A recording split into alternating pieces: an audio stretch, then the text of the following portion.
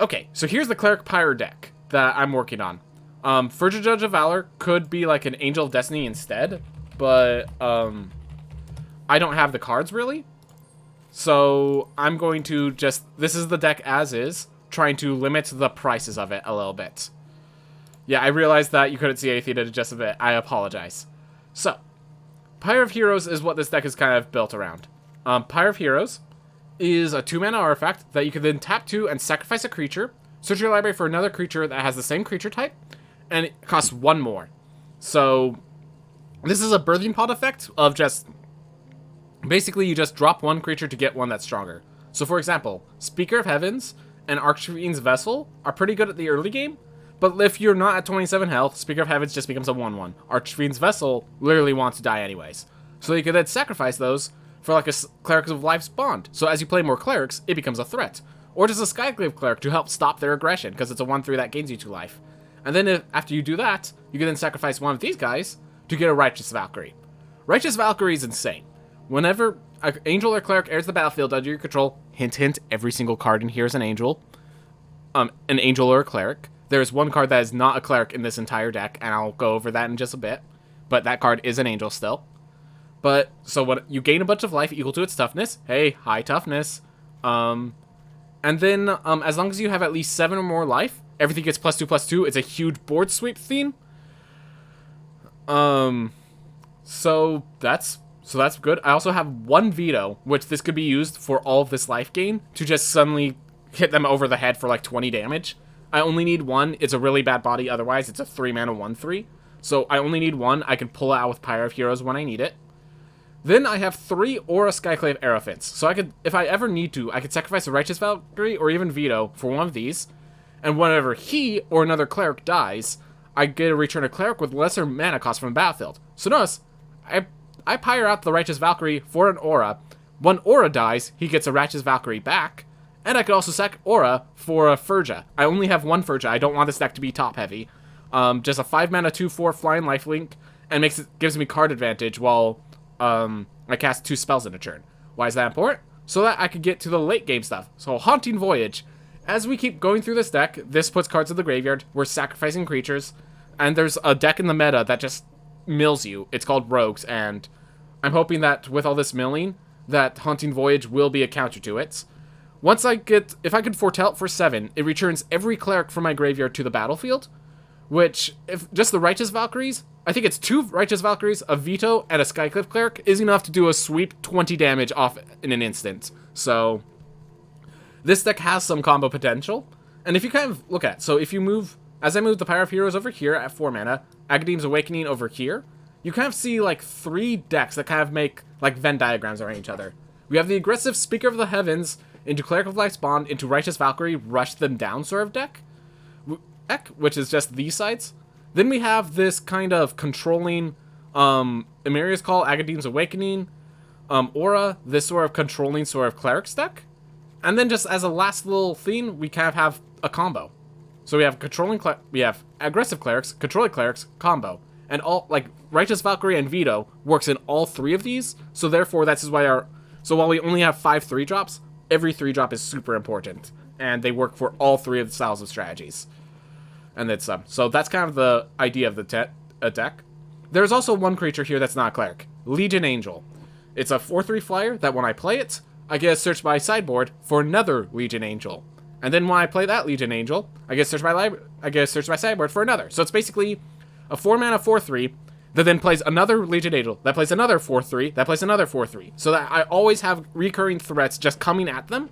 And the reason for that is because one of the weaknesses of this deck is, like, Shadow's Verdict and Elspeth's Nightmare can just take out some of these threats. So I just need a consistent threat that costs more than 3 mana for Shadow's Verdict, and is consistent, unlike Aura, who needs other clerics to really be supported.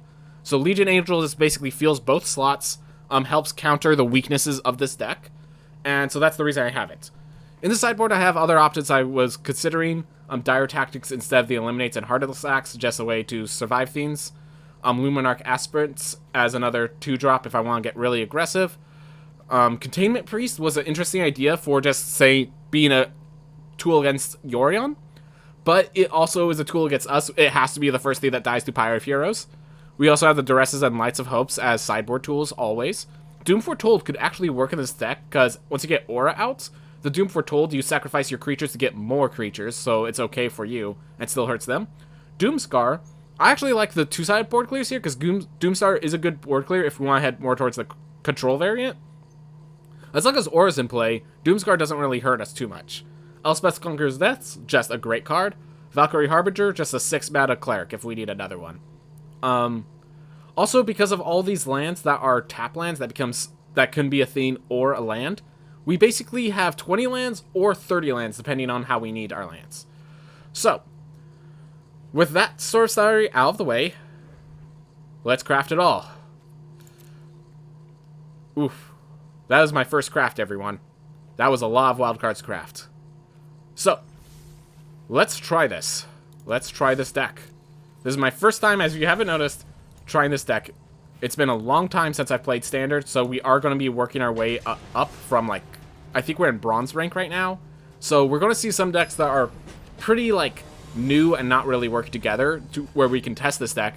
And then every once in a while, we'll just see a random Rogues, a random Yorion who's just going to be, like, knocking us down. Alright, this looks like a bad hand. This is all our combo pieces. This is going to get fetched with Pyre of Heroes. This is going to be done much later. Alright, here we are, and thanks to the tap lands, this is actually okay. I think we keep 6, and we throw back the Haunting Voyage. Alright. So I'm going to play the Malakir Rebirth tap first, then Plane so I could Skyclave Cleric if I want. Otherwise, alright.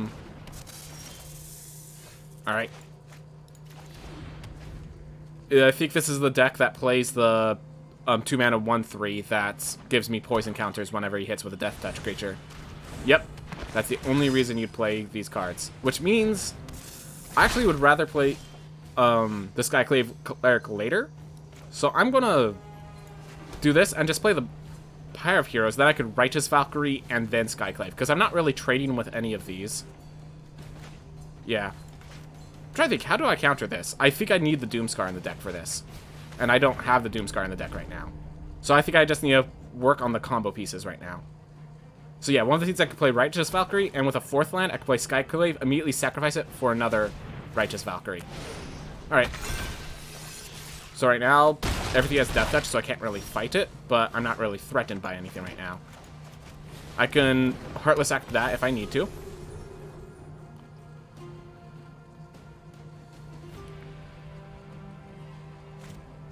Feed the Swarm. Okay, so he kills that. Takes some damage. Okay, let's draw a land. That's not a land. Yeah, okay, so our land are becoming an issue right now. I think this is just variance right now, unfortunately. The Heartless Act is actually more valuable than the Clerics of Life Bond right now for mitigating damage, which is really unfortunate. So I think we do that. We're going to wait for him to try to, like, bump up the Insatiable Hierophage before we Heartless Act. He was smarter than that, so we just have to do it now. Alright. So now we just stem the bleeding is basically our goal right now. So Clerics of Life Bond, immediately sacrifice it, get a Righteous Valkyrie. Not sure that's necessary right now. Alright. I think we play Aura. Aura could give us a Righteous Valkyrie once he kills it, and it gains us 3 life in the process. Alright, if he doesn't kill it, we could sack it with Pyre of Heroes. Binding of the Old Gods kills Aura. Alright, gives us our Righteous Valkyrie. That's fine. I am not playing a meta deck at all. Let me tell you right now, this is nowhere near a meta deck. Alright, I'm going to go no blocks here. And I'm going to play... So here I'm going to play Clerics of Life spawned. Those will give me some health. I can then sacrifice... what do I want to sacrifice? So I could sacrifice this, get myself another Aura. Or I could sacrifice... Or I could sacrifice the Clerics of Life spawn, get another Righteous Valkyrie. I like that better, actually. Alright. Got myself a lot more health. We are having a land issue. I'm wondering if... I think that's just variance, unfortunately. So now he's dealing 3 damage a turn still. And our Legion Angel is going to gain us 6 health right off the bat the moment it's played. Feed the Swarms, another Righteous Valkyrie. I could just do the same turn again, basically. And Awesome. We're going to want more black. So now we can Clerics of Life spawned again. Gain a bunch of life. And immediately, Pyre of Heroes. Get ourselves another Righteous Valkyrie. This is why we have 4 Righteous Valkyries, because it's so good. Alright. So we're now slowly chipping him away, as he's just sitting here with a bunch of 1/1 Deathtouchers who really don't threaten me. They really don't. Oh, my opponent? Not really. It's a Deathtouch deck. It's a theory deck sort of thing. It's not really that imposing of a deck. Alright. So, here's a... Okay, hold up. Let me check my graveyard. Perfect. So you're ready for a really crazy play. So first we played a second Pyre of Heroes. Next we attack with both. So this is where it gets weird. So now we sacrifice one of the Righteous Valkyries for Aura. And now here's the thing. Here's the legend rule. So I can only have 1 Aura in play. Despite that, we are sacrificing this Valkyrie. Gain a Clerics of Life spawned. And we're getting another Aura. So this causes the legend rule to apply, which means I have to sacrifice one. But because there are 2 Auras in play, both of their effects trigger. I return a Righteous Valkyrie, and I return the other Righteous Valkyrie. So I literally just gained an Aura, got my Righteous Valkyries back in the process, gained a ton of life. We have now 2 Righteous Valkyries. This is the deck. This is the deck. It's a crazy little deck. I don't really have to... Let's see. Hold up. There's another Righteous Valkyrie in here. Yeah, I'll block here. This is the deck. I thought about this for a while. I came up with it. I don't know how else to say it. I just thought about it for a while. I came up with it. So now we're at 25 health. Once I play the Legion Angel, we would go to 27. Each of these would give us +2/+2. That'd be +6/+6. We'd have this insane board. Oh my gosh, that would have been great. You're secretly a genius. Secretly? Secretly? Nah, man. I'm just a genius. Nah. Dude, I just enjoy these sort of decks. I enjoy coming up with these crazy strategies, so this is what I came up with. And I've been thinking about this strategy for, like, several weeks. Only now I've had a chance to implement it, and thank God it actually works. Oh my gosh, I'm so proud that it actually works.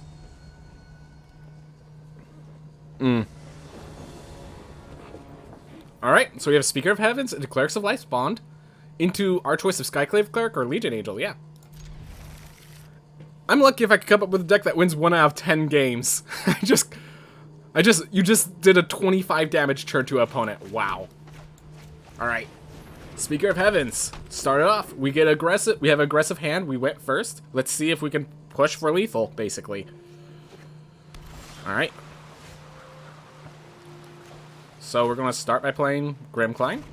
Clerics of Life spawned. And we just go aggressive. Let's play.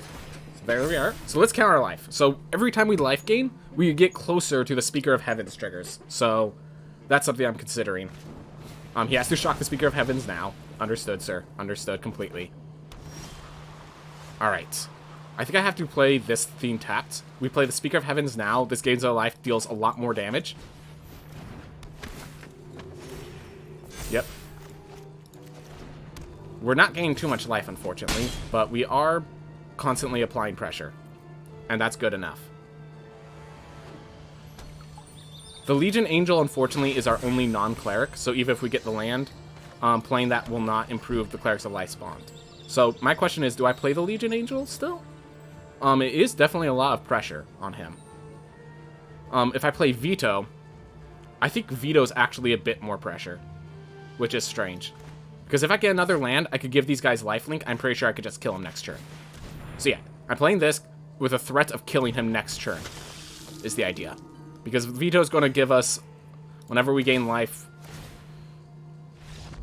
Alright, he already conceded. So he was not... This is another deck. As we get out of Bronze, we're going to actually have decks that do real serious things.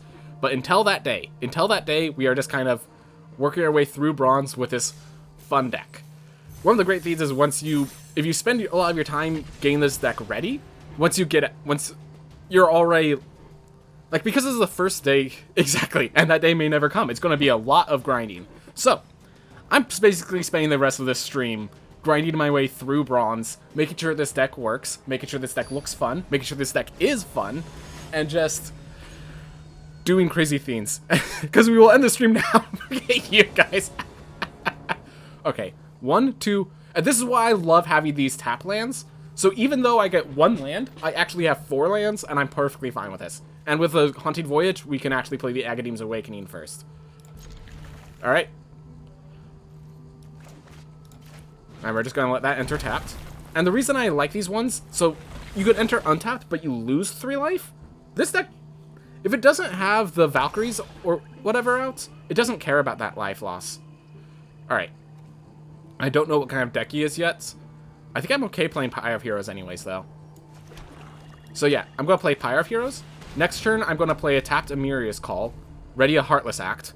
And then the turn after that, I could play Skyclave Cleric, immediately sacrifice it for a Righteous Valkyrie. Oof. What's the F? Did the stream die? Did the stream die? Oh, no. Nah. Alright. Maze My Tome. Okay, we're facing a black control deck, so he's going to have some board clears. Alright.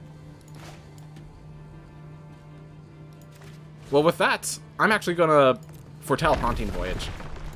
Get that ready. Oh, he said E, so the next logical feed would be F, Mr. Genius. Yes, precisely. Geniuses, you know it's true. Because they can't understand normal logic. They only understand their logic. Alright. Got to go. Stream is no dead. Okay. Good to know it's not dead. I check that. Alright. So. I think we Legion Angel and just start applying pressure. Force him to actually start using solutions. And then I could Skyclave Cleric, Speaker of Heaven. Alright. Because you... trying to think of what the best play is. Because that will give me... Actually, like, gain the Resplendent Angel now. Yeah, I'm going to get this Resplendent Angel now. So I play this, and then I immediately sacrifice it to Pyre of Heroes to get a 2-4. And he can't kill it in response. He has to kill the 2-4 in response. Which sounds like, oh, he killed a 2. Oh, he can kill it in response now. Alright. So now we get the Resplendent Angel. He has a kill... Or the Righteous Valkyrie. Here we are. So he does have a kill spell. I'm banking he has a kill spell right now. I'm okay with his play anyways, though. By the way, he's not applying any pressure, so this actually means we can slowly build up pressure against him. And with this... Oh, right. Soul Shatters? Yep, I knew he had some kill spell. Alright. Whew. So yeah, this Scry Tome, basically, it's just going to allow him to play the long game. Which is why, with this Haunting Voyage, we're just going to slowly foretell a combo deck. We're basically going to try and make combos. Alright, Dream Devourer. He is definitely a control deck. I don't know. I think I want to save the Heartless Act for the next bigger threat. Let's see. Agadim's Awakening. I think it's better we just play this as a top tap land. Play Legion Angel. Next year we could Speaker of Heavens, sack, get more cards for this combo, and just hold a Heartless Act up. So let's play our Legion Angel. Start applying our pressure. Because this is the big theme. With Legion Angel is an amazing card, because it's a 4-mana 4/3, so that's a threat he has to deal with. It has flying, so as evasion, it's going to go through him. And I just got another one in my hand. So, actually one of the feats, I could sacrifice the Legion Angel, play Speaker of Heavens, and Heartless Act, triggering the Ferja God of Valor, giving me an additional card draw. That's not a bad play at all. If he plays something worth Heartless Acting during my turn, I will be doing that play. Otherwise, I'm sticking with the Speaker of Heavens, sack for... I think I just go with another Skyclave Cleric.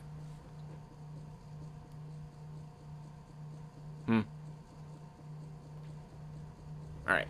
He's trying to figure out what he wants to do, which, obviously hard. He's foretelling a lot. I'm okay trading with a Dream Devourer. I am perfectly happy trading with a Dream Devourer.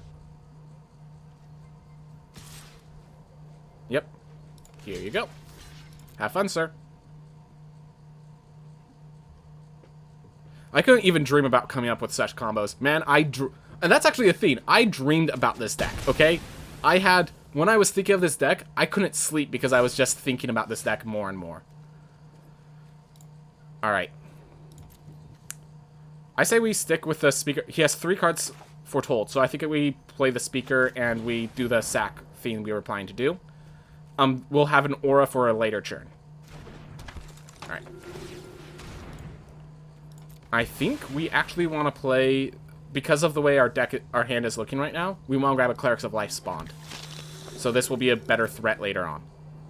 This intimidates him, is the general idea. Maybe this is why I played Face Hunter in Hearthstone. Hey, don't worry about it, man. Just don't be too much of a degenerate. Don't worry about it. Nah, it's okay. It's okay. I played some aggressive decks too. Alright, so Maze Mind Tones do its trigger. He's gained some life. I just realized I've played no pressure. Duh, I'm playing combo. I don't need pressure. Who needs pressure when you have combo? Alright.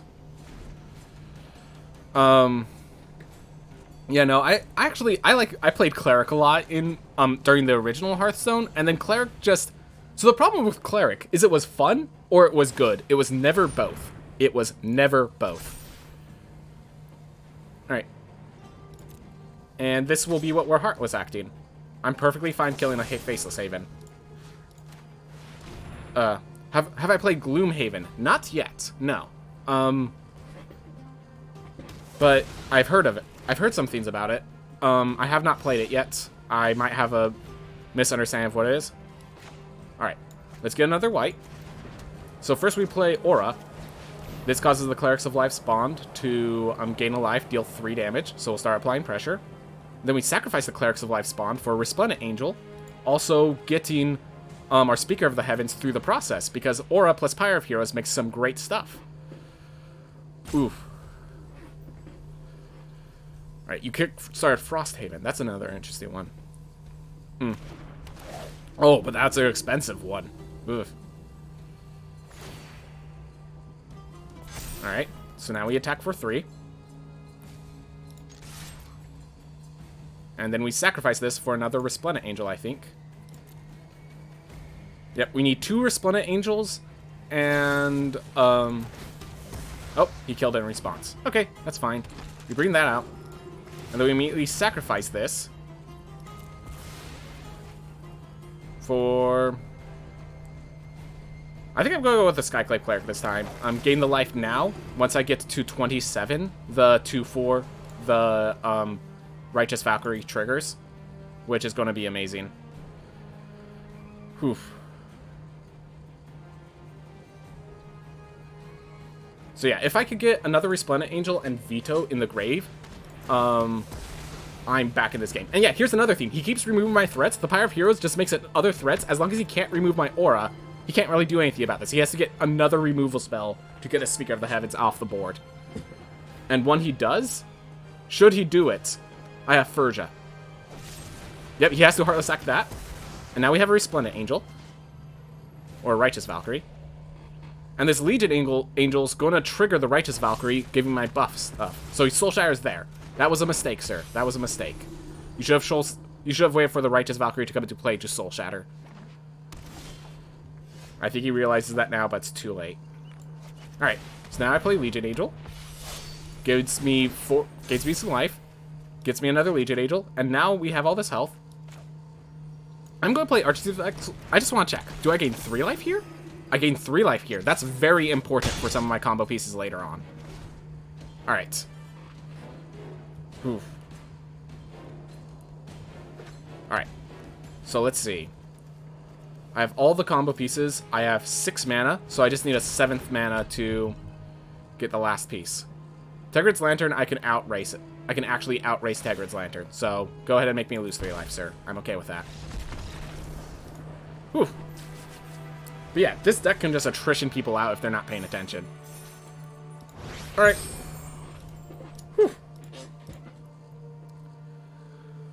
By the way, I just gotta say, I'm really proud of how that first fight went, of just being able to pull off that ridiculous stuff. Alright. I paid 400 bucks for Gloomhaven and all the utensils for it, but well worth it.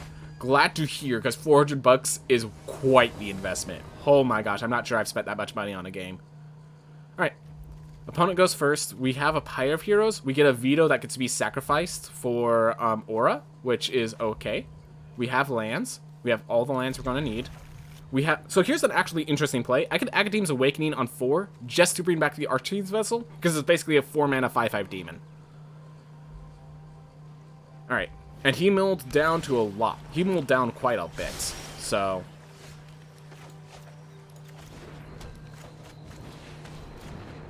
and there we are. I did go overboard, though. I bought 3D printed custom-made utensils. Jeez, man. Oh, man. That's quite the number on yourself. I hope it... as long as it's worth it, man. As long as it's worth it, man. No, like... that's all that matters. Is it worth it? And if you said yes, then you're good. Okay. So here's the thing. Because I have a lot of options. I think I play Pyre of Heroes. And next turn I Speaker of the Heavens, and I could sack the Archfiend's Vessel if I'd like. Or I could play Speaker of Heavens and eliminate. Like, Speaker of Heavens can be just slided in as a 1-drop between other turns, so I'm not really worried about getting that in play right now. I'm not even worried about getting Veto in play right now. Alright.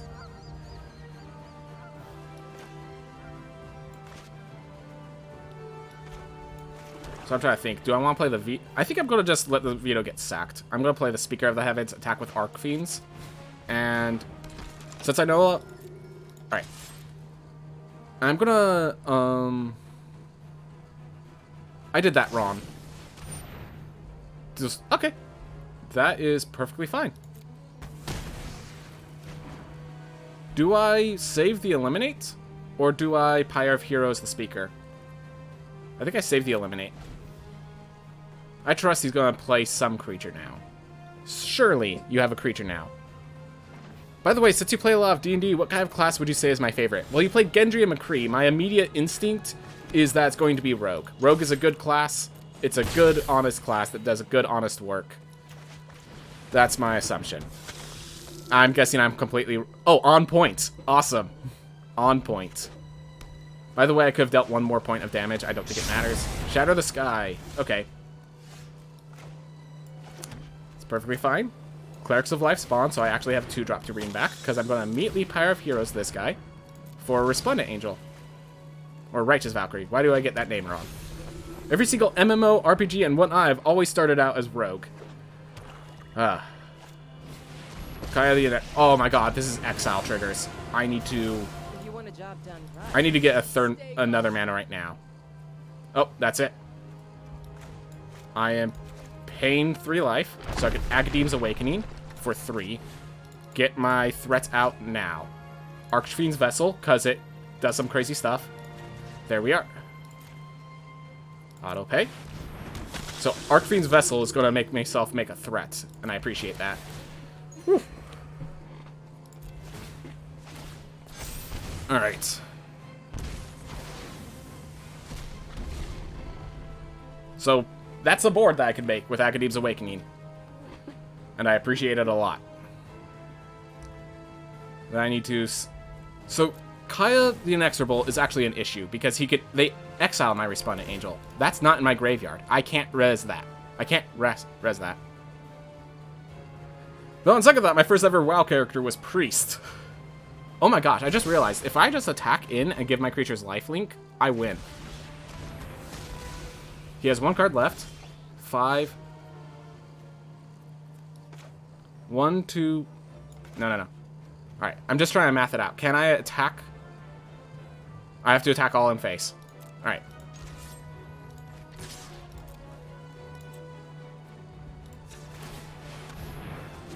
There we are. Lethal, thanks to Veto. There we are. And that's why Veto is useful. 1 Veto in the deck, so I could search it out with Pyre of Heroes. Whew.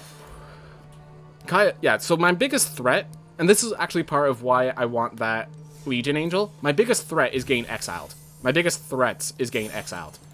And yes, my hope was that this deck would actually be standard constructed viable, like versus rogues, versus Yorion, versus actual constructed decks. So that's kind of my hope. Given that's the hope, that was kind of what I was banking for. I'm really glad this deck is insane. It has basically 3 win conditions. Win condition 1, early Resplendent Angel, rush him down. Win condition 2, Aura Attrition. Win condition 3, combo maneuver off of Agadim's Awakening or the others. Alright, 2 auras in my hand is not good, but the Archfiend's Vessel turn 1 into a Skyclave Cleric if I need it. No, I can't get... I think I have to mulligan here. The more I look at it, the more I realize it's not a good hand. Alright, this is a good hand. Double Righteous Valkyrie. I mean, don't take my word for it, because I suck at building decks, but looks pretty viable. Thank you very much, sir. I do appreciate the possibility of viability. This is what I was looking for. Throw the Haunting Voyage back. Yeah, we don't know what he is, so we want to keep the Heartless Act. The Agadim's Awakening is just going to be play tapped immediately. Because we don't know what we're going to draw, and this allows us to Heartless Act on turn 2, if that's necessary, instead of foretelling a 7 mana play that might never occur. Alright. I can actually wait, play Righteous Valkyrie and Archfiend's Vessel. Yeah, I can wait, play Righteous Valkyrie on turn 3, turn 4, another Righteous Valkyrie, then Archfiend's Vessel. Alright. I'm just going to Heartless Act to, just get rid of, make sure the plays continue. Massacre Worm. Okay, this is the deck that could wreck us. This deck, if it's running Massacre Worm, I believe it's also running Shadow's Verdict, and Shadow's Verdict can completely wreck us, and that's not good. Alright, Binding of the Titans. Each player mills 3 cards. Thank you, sir. Thank you, sir. Alright, so first we play the Righteous Valkyrie. This will gain us 4 life. Then we play the Archfiend's Vessel. This will gain us 2 life. Then we attack. And hopefully, all we need to do is gain 1 more life. Exile 2 cards from players' graveyards. Okay, so he exiled. There you are. Alright, so when we attack with the Archfiend's Vessel, or when we play any creature, we're suddenly... Alright. That's what this deck is. Okay.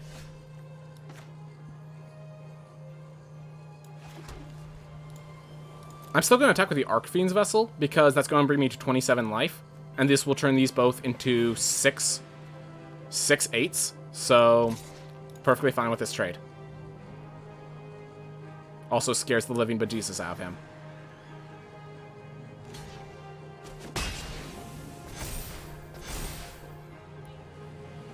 Have fun with this, sir. And it's even better because once I get another land, even if he kills a Righteous Valkyrie, I can just play them both. Plus the Archfiend's Vessel, which gets to turn into a 5/5.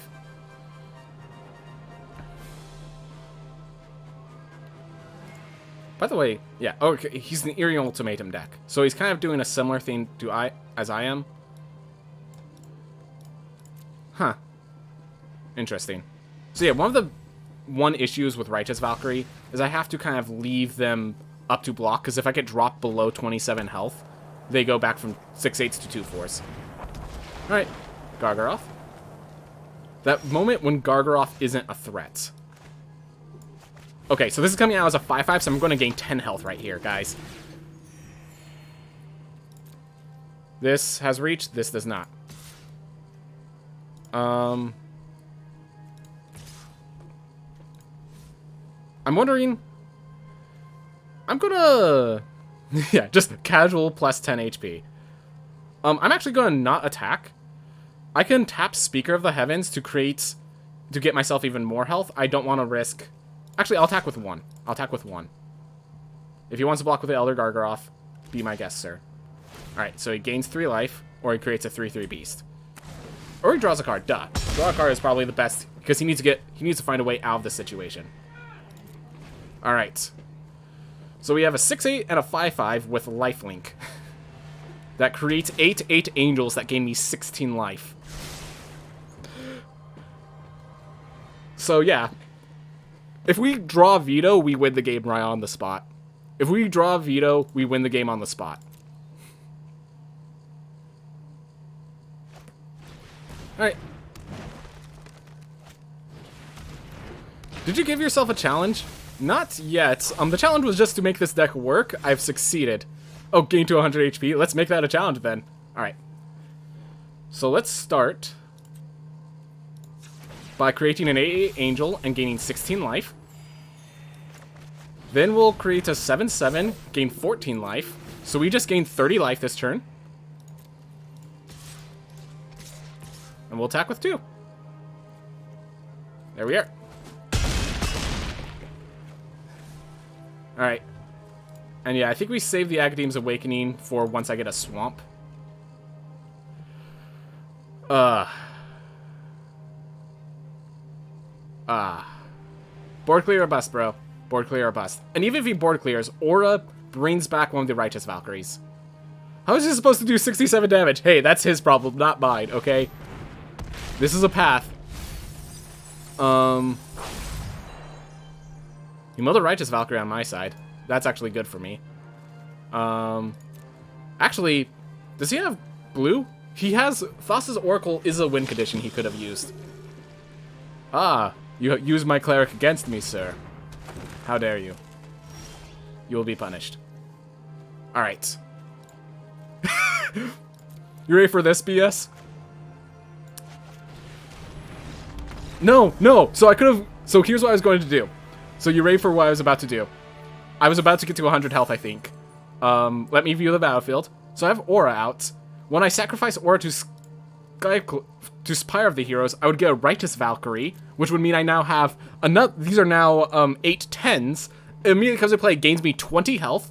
Then I get out a 2/4 Furja, which ends up coming into play with another 10 health to gain me another 30 health. And then I just tap Speaker of Heavens, get myself a 10/10, gain myself another 30 health. I would have gained 90 health that turn. This turn I was about to gain 90 health. You jerk, you took that away from me. You took that away from me. I could have got to 100 health here, sir. I could have got to 100 health here. Alright. Well, 5 for 5. Because I haven't played a game yet. So... This deck looked scary, but 67 HP is much more scary. Yeah. This deck... I appreciate that it's working. I am so happy. I was afraid I was going to play this deck, and we were just going to watch it crash and burn for 5 minutes. And then I'd have to cry. I wouldn't cry, but... I'm not that big of a baby, but it still would have hurt my feelings. Alright. So I can play Speaker of Heavens. If he's not aggressive, the double Speaker of Heavens puts a lot of pressure on him. If he is aggressive, we just Pyre of Heroes, start sacking them for more. Where can I report people like you to the authorities? Your deck does not seem legal. If you could inform Wizards of the Coast that this deck is amazing, feel free, sir. There's also Day9 TV is a great one to report this to, as well as I watch Jim Davis is another good guy. Jim Davis is actually how I learned how to draft. So I really appreciate that. I'm trying to think. He is slow? It is actually better. I'm going to play the Malakir Rebirth tapped. And just keep with Speaker of Heavens, Clerics of Life spawns later. Actually, now that I think about it, this is way too late. I'm going to play this one tapped. Alright. But yeah, just look for popular streamers, and that's who you report me to. Please. I'd appreciate it. Alright, so if he's a slow Dirtily deck, these Speaker of the Heavens should get to a point where they trigger, and that will... Yep, he is slow and Dirtily if he has Path Through the World Tree. So, hopefully I could get to 27 health quickly, start making angels, and it's board... Once I play that, it's board clear or bust. Does XQC play Magic the Gathering? If he does, I did not know. The more you know. Alright. I'm gonna... So I'm actually planning to play the Malakir Rebirth. No, he does not, but he is popular. You did not make specifications. Alright. I'll keep that in mind to specify properly next time. And hopefully here, the Clerics of Life's Bond looks more threatening.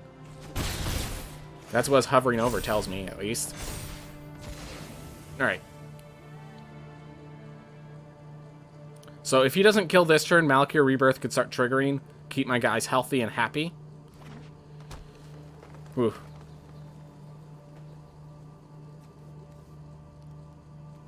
Gosh, these cards that also become lands are so valuable.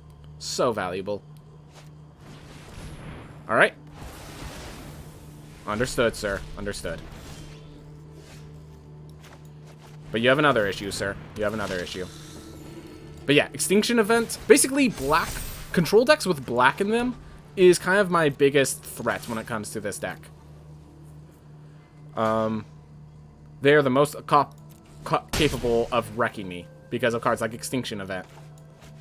And with that, this is where the Legion Angel comes in, because the Legion Angel is actually a good response to these sort of decks.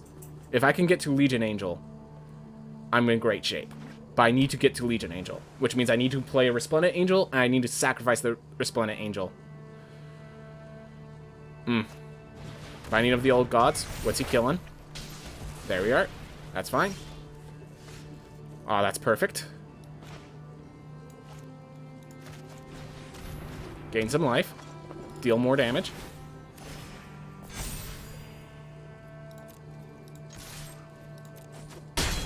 Alright. Now we sacrifice this. Oh, I did that wrong! I was at 27 health! I could have dealt 2 more damage. I could have dealt 2 more damage. Da-da-da-da. Could have actually been valuable. Miss lethal! I don't think it's lethal yet, sir. But thank you very much for the warnings. One of the big issues with this deck is card draw. As you can see, he has 5 cards. I have 2. It's starting to become an issue.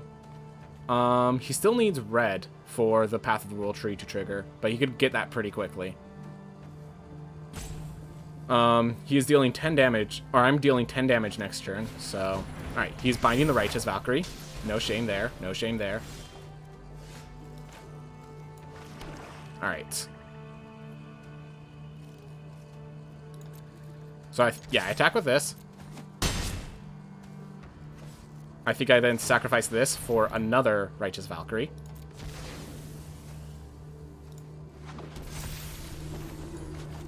Just draw 2 cards instead of 1 each turn. He won't notice. Someone actually pulled that on me, and it was such garbage, man. Someone actually pulled that on me before. He seems like a Yorion deck that doesn't have Yorion right now.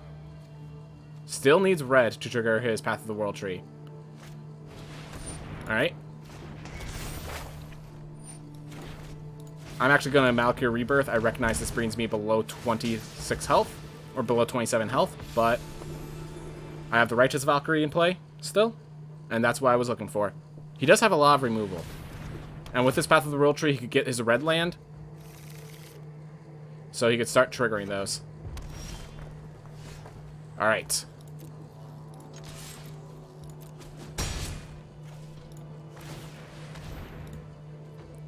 So this is going to be... So we're going to grab the Aura. We're then immediately going to sack the Aura.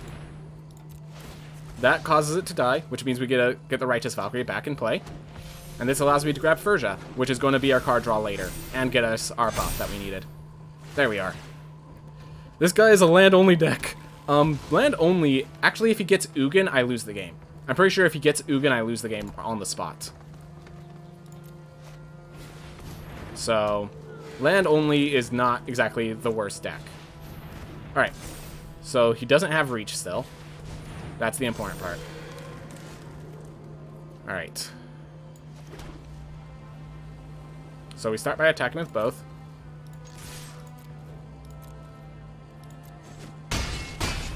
Alright, he just needs to take 1 more damage. How can I do this? How can I make him take 1 more damage? Let's see. I could sack the Righteous Valkyrie for another Aura.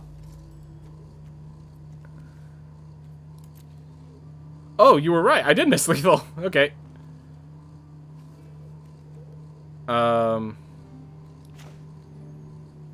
Let's see. If I Pyre of Heroes... There's nothing after Furja.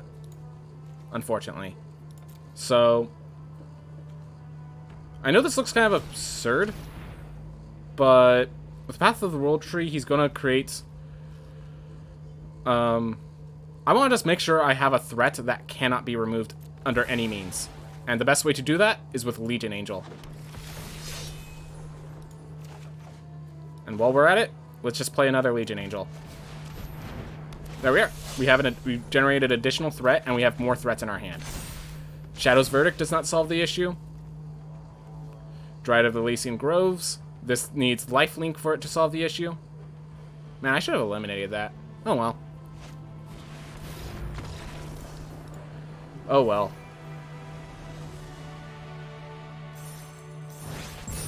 Alright, we're at silver. We might start seeing actual decks. That was actually close to an actual deck. It had an idea, it just wasn't like the competitive decks of nowadays. I appreciate their hard work. It took hard work to get to this point, so I appreciate people doing the hard work themselves. Ugh. Making some meatballs with no sauce. Meatballs are delicious. Meatballs are delicious. Even without spaghetti, so I'm sure without sauce it's somewhat the same. Alright, I could get Clerics of Life's Bond. Not as aggressive as I want it to be, but it is enough. We're going to play one of these Academy's Awakening right now, because I'm not sure. I'm definitely not playing 2. And I'm not sure how lands are going to go. Alright, I'm going to head to bed now. Good luck and good night. Good luck. Good night, man. Have a good sleep. You need to get your rest when you need your rest. Yeah. Alright. Clerics of Life spawned. And we actually, unfortunately, I think we have to play the Skyclave Cleric tapped as a way to get that other white mana for the Legion Angel. Would be nice to turn this Clerics of Life spawned into a 3/3. But sometimes that's how the cookie crumbles. Oh, never mind. Thank you, Bright Claim Pathway. So we start by playing Skyclave, turn this into a 3/3, and we gain some health in the process.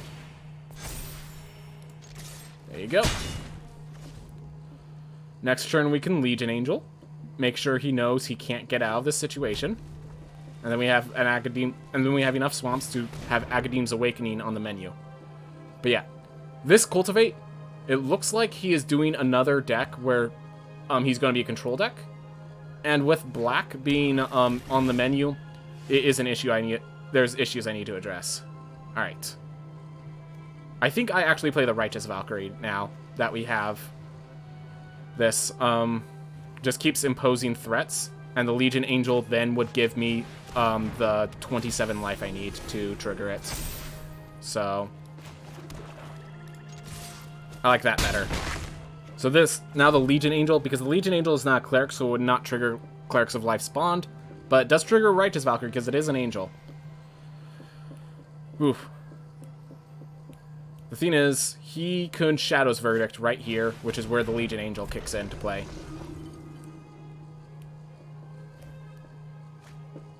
Alright, yeah, he's foretelling. I'm assuming that's a Blood in the Snow or something like that. That's okay. We have a 2-drop, a 3-drop, and a 4-drop to res with Academy's Awakening when the time comes. And we're about to get another Legion Angel, so, like, we're gonna have gas. We'll have gas. And as long as we have gas, we can apply pressure. We'll be attacking with a 7/7 and a 3/5, bro. 7/7. Alright, we need white. I'm gonna save Furja. It's actually not as much pressure. And it's gonna be a way to gain resources later. Versus if it gets killed, it no longer gives resources. Where Legion Angel, if it gets killed, there's the other one in my hand. So, yep. And now Shadow's Verdict keeps him alive, but leaves him at 1 health. Okay, Ugin was necessary. Ugin was necessary. He needs to X equals 4, which means Legion Angel still applies pressure. Wait, no, Legion Angel only has 3 health, unfortunately. So I think we have to Furja here. Furja can survive Ugin's Blast, and then Legion Angel into whatever I draw should hopefully get me back in this game. But Ugin is this card single-handedly makes this game hard to play and control. This card single-handedly can beat this deck. Single-handedly. I'm not sure I appreciate that. No, I think I figured it out. I do not appreciate this. Not one bit. Ugin, I don't know why they made Ugin. They made, like, green a real ramp sets, and then they reprinted Ugin. Ugin's going away at rotation, and most of my deck is not. This is Zendikar, that's staying. This is Kaldheim, that's staying. This is Zendikar, that's staying. Zendikar, staying. Of my exiled creatures, Zendikar, Zendikar, Zendikar, Kaldheim. Yeah. Ugh. Really angry. Really angry of that Ugin exists in this game, but at least when he goes away, I'll be better off for it. But yeah, Ugin alone can beat a lot of decks. Mine is one of them. This is why I have the aggressive strategy in the deck at all. Because of Ugin.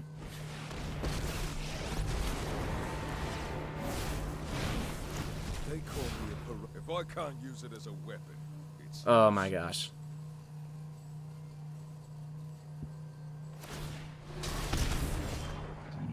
Ignore my draconic Alright. talents. If Aura dies, I get nothing.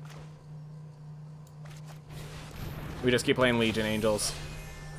And we're game wrecked at this point. I don't see how we get out. I think we play this tapped because he exiled our... Yeah, he exiles our graveyard. He exiled all of our creatures, so... We play this tapped on the hopes that we can double spell in a few turns. Play Legion Angel and Aura. And then he just -4s again. Yeah, I don't see how we win. I'm just going to play it out anyways. But I don't see how we win. I really do not see any way that we win. Monsters are the key to defending my city. Ugh.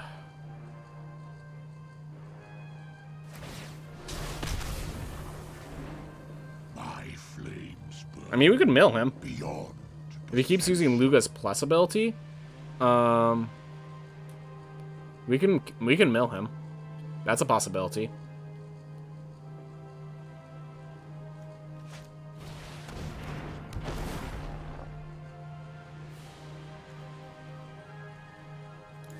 I could pull a Legion Angel out with an Agadeem's Awakening, which seems kind of like a waste of Agadeem's Awakening right now. Oh well. Yeah.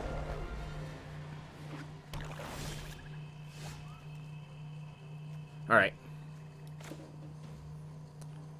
That's at least forces the -X on other creatures.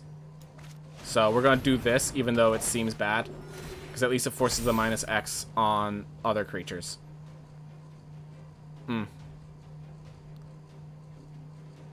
This is... Yeah, we're in a very bad spot. We lost the moment Ugin came out. I'm just playing through to see if there's any win condition. To see if I could pull a win. Or if, you know, maybe he disconnects. Who knows? I like playing it out, even though a lot of people would like to see the next game. Like, for example, you could decide not to -X. Alright. How does he kill Aura? Can he kill Aura? Can he... He has to exile it, or else I get the Clerics of Life spawn back. Does he realize that? Oh, Tybalt. He exiles it. Yep, okay. I have cosmic aspirations. If I don't lose this game, it's a absolute miracle. Yep. And I think the way I don't lose this game is I mill him.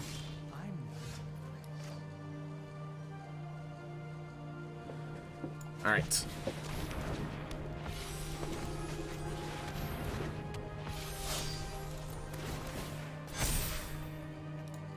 Alright.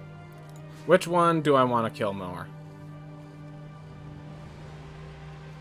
I think we want to kill Ugin. Yeah. Oh my gosh, why didn't I not just attack for lethal?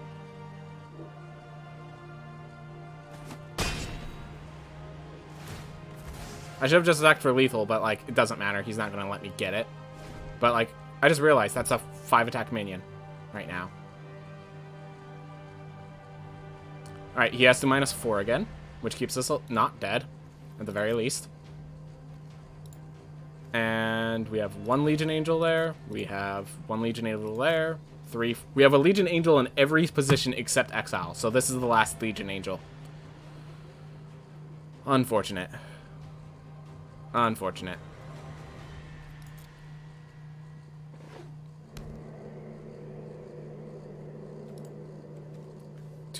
Let's see. 1, 2, 3. 1, 2, 3, 4. Vorinclex. Hello, sir. I appreciate you arriving. I mean, he has to. He's going to minus with Tybalt. He's going to minus. If not with Ugin, he minuses with Tybalt. He can't just. Yeah, exactly. Yeah. I'm playing through because it's just a general rule of mine that I always play it through. But, like. Run now, He has 4 Planeswalkers in play. I would need to add Blood in the Snow to my deck, which would mean I need to add snow cards. And, like, none of my... The reason I don't have Blood in the Snow is while I have a lot of reanimation effects, there's no one creature that is so imposing that it's worth the reanimation effect. That's generally how it works. Alright, 24 cards versus 43. Can I gain enough health to get through that? No. I think... I know I said I always play it through, but he's about to exile my graveyard. I don't see what I do. I don't see what I'm supposed to do.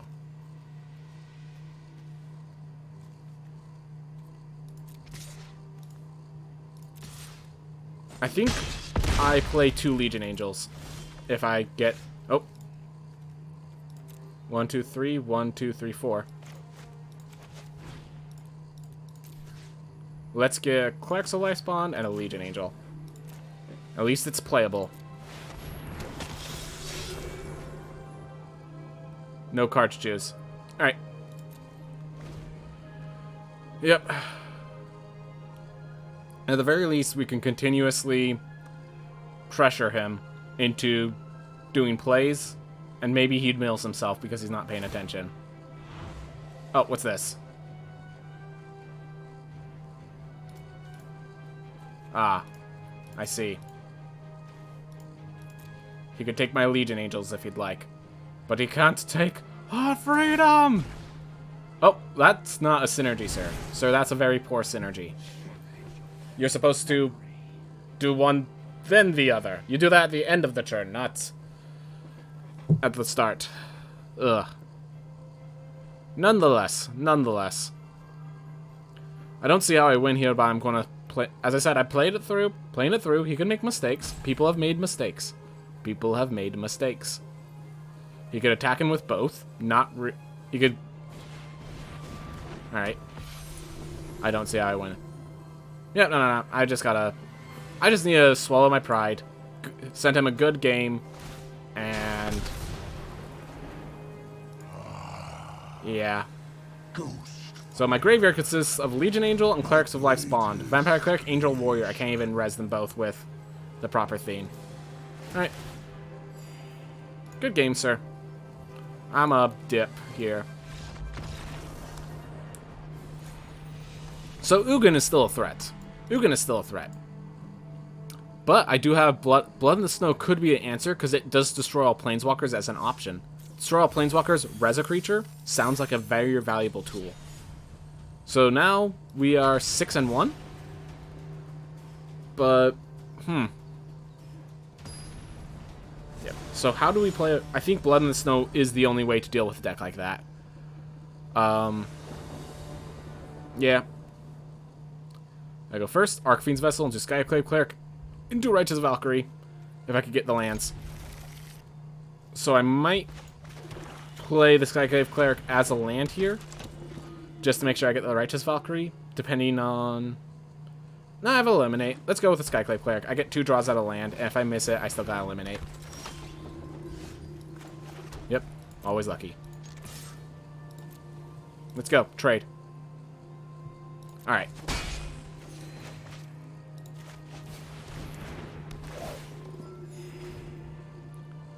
There we go. Can't attack with a speaker.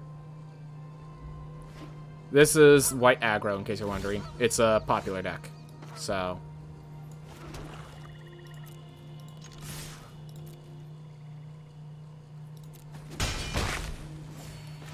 Here we are. And next turn I can play Aura, trigger this, and we just... I think he's slaughtered if we get to 27 health. If he doesn't have like a Banishing Light or something here, it's GG. Oh my gosh. So now I can actually play Skyclave Cleric instead. And eliminate Linda, so he can't even kill my Archfiend's Vessel. I think that's good game. He has to, like, shatter the sky here. And then I just play Aura. And I'm at 32 health. You know, he has to shatter the sky. I play Aura, which allows me to regen my Righteous Valkyrie. Yep, here's the shatter of the sky. As expected.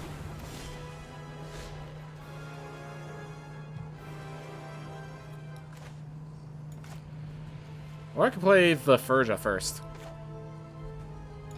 I think it's more important we get the black in case I get Agadeem's Awakening. Yeah, I'm going to play Furja in case I draw one of my 1-drops. I could immediately play Furja with Aura.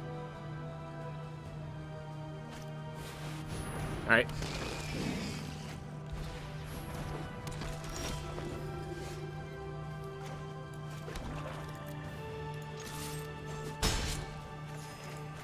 Here we are. And if he kills my Aura, I just get my Righteous Valkyrie, so he has to exile it. I'm okay trading Aura with Luris. Very okay with that. Alright.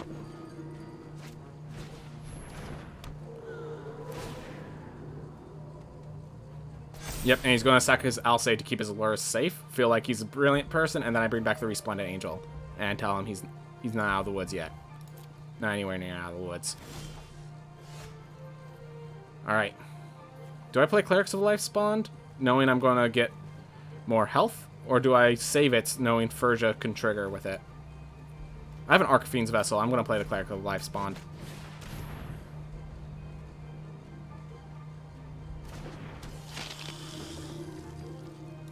Do I attack with Aura? No, I think I want to die with Clerics of Life Spawned to get the 5/5 Demon and the Archfiend Vessel. So... we're planning to double block next turn, hopefully have them both die, and present lethal, basically. All the Skyclaves. Fair enough. Alright, makes a 6/5 Luris.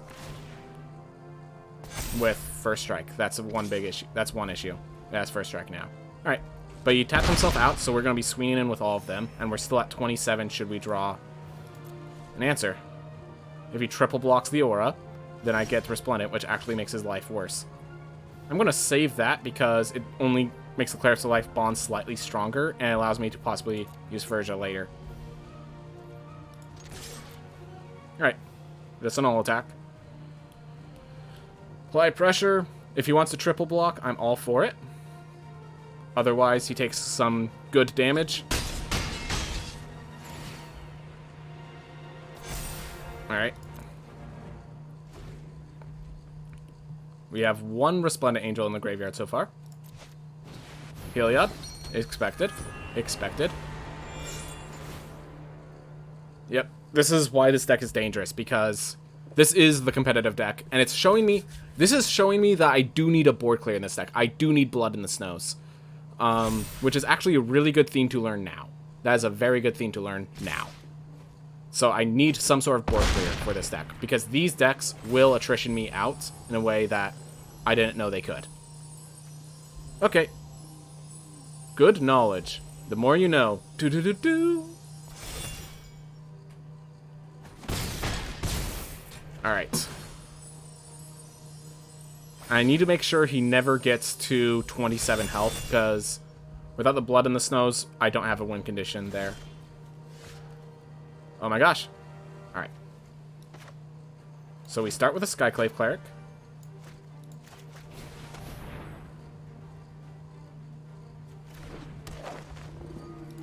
There we are.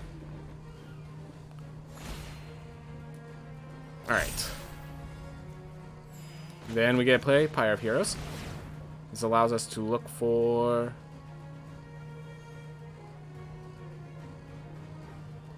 alright. I want this Heartless Act, I think. Yeah, I'm okay putting the Legion Angel in the grave. I don't need that kind of energy right now. I need pressure. Okay, 1, 2, 3, 4, 5. Unfortunately, he still has,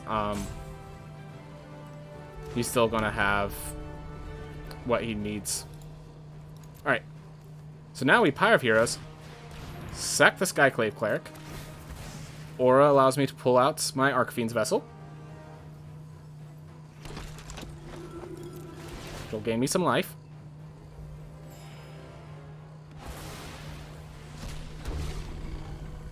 Make a big ol' 6/6. And then my Righteous Valkyrie.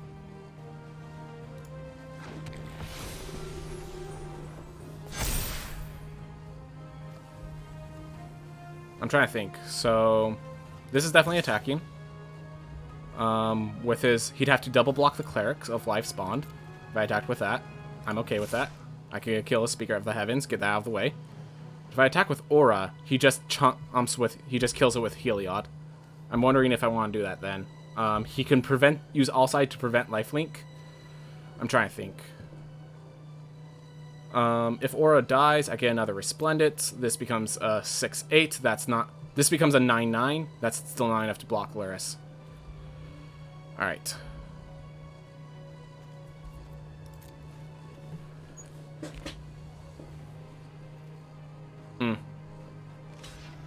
Yep. Oh, then I don't attack with the Cleric of Life spawned. Yeah, he doesn't have lifelink. Why would I attack with Cleric of Life spawned? Alright. Made a mistake. It's okay. Next turn I could Heartless Act something. Luris of the Dream Den. Alright. Yeah, I shouldn't have attacked with Clerics of Life spawned if I was not attacking with Aura. Alright. Sack Clerics of Life spawned. Get myself another Righteous Valkyrie. Might be the play. Or if I get Veto... Nah, he's about to gain a butt ton of life. Alright, so he's attacking with that. So he's going to sack the L side of Life's Bounty to keep Speaker of the Heavens alive. I'm okay with that. Yep. So now that the Alcide... Oh my gosh, but he has Luris, so he's going to be able to bring back the Alcide. Oh, but he's not going to have the mana to actually use it. So he is going to be gaining some life, which...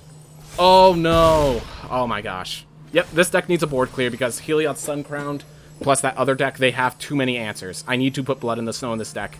The 7 mana, like, Ultra Kill turned out to be unnecessary. We have not needed it once yet.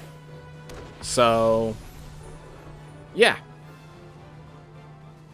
Unless we get the Ultra Kill now. Alright.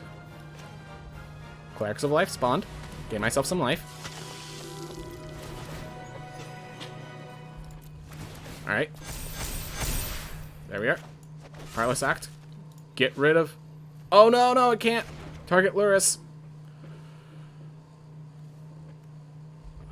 Alright. I can't kill the Speaker of the Heavens either. So, what would I Heartless Act? Let's first figure out what we want to sacrifice. Clerics of Life spawned. Get back another Righteous Valkyrie. That has to be the play. Or, I could sacrifice that. Get back Veto. Immediately gain 4 health. 5, 6, 7, 8.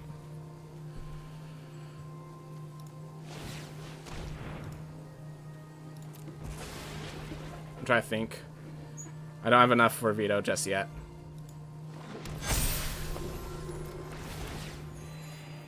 Alright. And, if I play Heartless Act now, I do... Alright.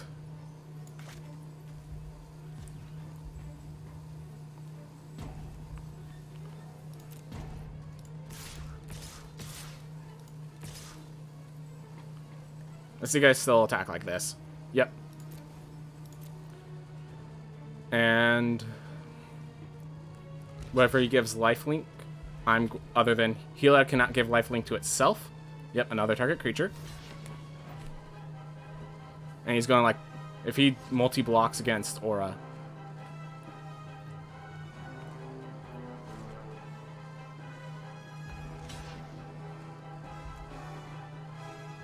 So we're going to gain a bunch of life now, and that way we can sacrifice the Clerics of Life's Bond to create Veto. Veto, if it comes out as a, let's see, 5, 6, 7 health, it deals 14 damage immediately.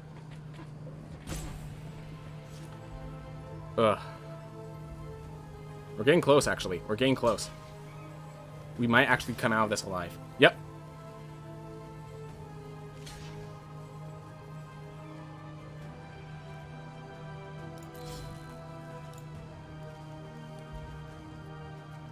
We have another Resplendent Angel, or another Righteous Valkyrie in here.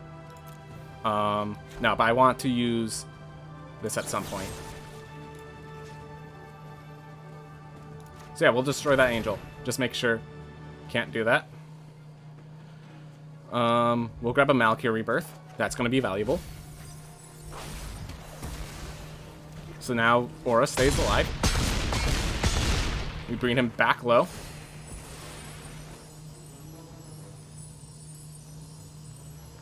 We have 49 health. This is actually a tough fight. Alright, next turn I could Pyre of Heroes, sack a Righteous Valkyrie, get 2 Righteous Valkyries back thanks to the double Aura trigger. Alright. I can do this still. Oh my gosh, if I picked the Pyre of Heroes, I had lethal. I could sack the Cleric's Life Bond, get Veto, sack a Righteous Valkyrie, get Aura. Oh my gosh, I had lethal if I just grabbed the Pyre of Heroes instead. And yes, this is despite all the healing. Alright. Now we take 20... Can I just say, we take 19 damage, and we're still triggering the Righteous Valkyries? And he's gaining 19 health, and I'm still confident I can pull out victory here. Alright.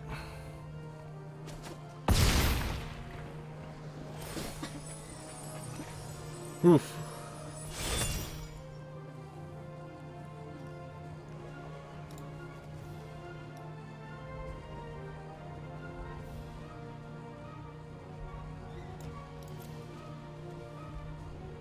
Yeah, the Clerics of Life's Bond are doing little healing, but I'm not sure it's being valuable enough right now. Alright. Oof. Okay. So we start. We have a Righteous Valkyrie already in the grave, correct? Good. Alright. So we start by using Pyre of Heroes, sacrificing a Righteous Valkyrie, which sounds absurd at first, I know. We bring back... I think we actually want the Skyclave Clerics now. No, with how many Clerics are getting played, we actually want the Clerics of Life's Bond, just as the healing effect. There we are. Alright. So we then pull out a second Aura. We keep the one that can attack. Double triggers again. We bring back a Righteous Valkyrie. And we bring back a second Righteous Valkyrie.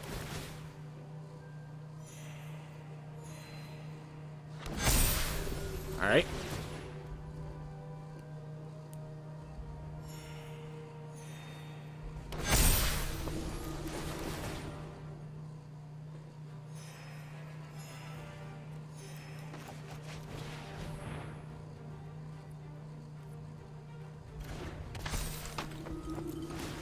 Everything's big enough to attack safely.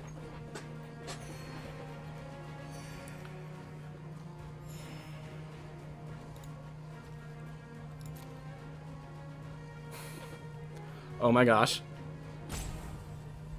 I can't believe we're still, like, in this game, really. Alright. Attack with all. Yep. And we have the Malakir Rebirth, which, thanks to Furja, will draw us a card.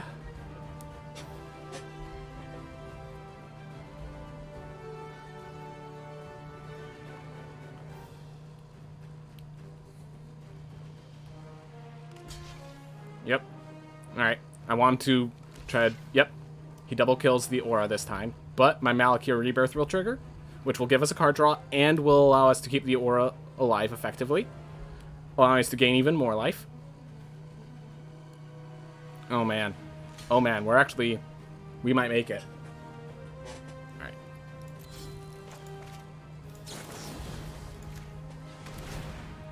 Let's see what we can grab. Academ's Awakening. Or a Heartless Act. Lurrus has too many counters. We have 2 Alcydes in play. Yeah, we want the Academ's Awakening.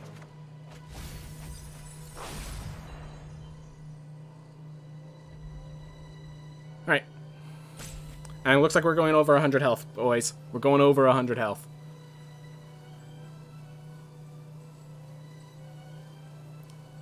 He should use Heliod to give that creature lifelink. That's... Yep.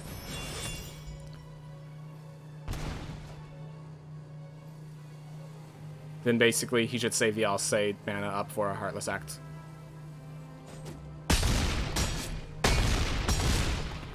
Alright.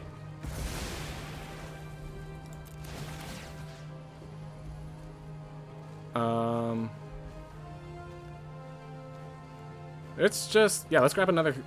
Now we grab this. Yeah, now I think it's late enough that we want to grab the Skyclave Clerics. And what's the best part? Even if he has a board clear here, because Aura keeps himself up, it's still like too many threats for him. Yep. Alright.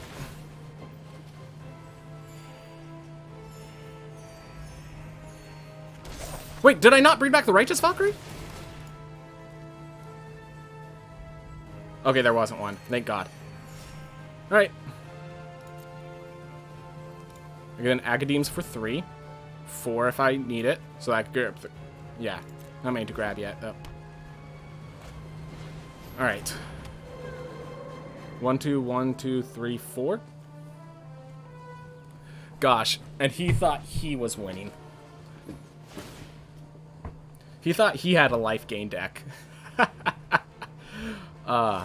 You thought you were the Lifegain deck. You thought having a 10-9 Lurrus with a Maul of the Skyclaves, with Heliod and Speaker of Heavens, was enough to save you. Little did you know, this deck runs a veto that I could get with Pyre of Heroes, thanks to the Skyclave Cleric. And the triple Righteous Valkyrie should end your life very, very shortly. Oh, and I could just play this as a land and trigger vetoes everything gains lifelink.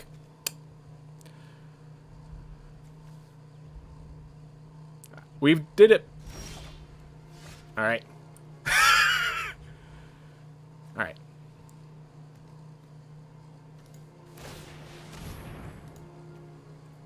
Submit 1.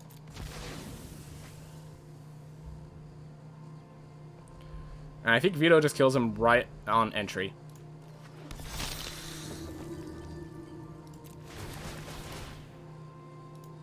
Yep, that's 27 damage.